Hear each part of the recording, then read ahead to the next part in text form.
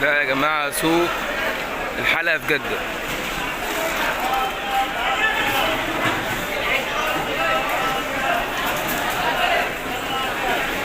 في كل حاجة، جزر،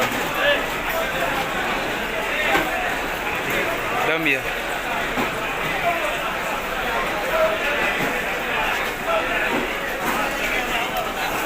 هنا بقى بيعملوا ايه بقى يا جماعة؟ بيعملوا احراج، زي احراج، تمام؟ بعد ما يعملوا احراج يروح اي حد شاري، وبعد ما يشتري هو يبيع.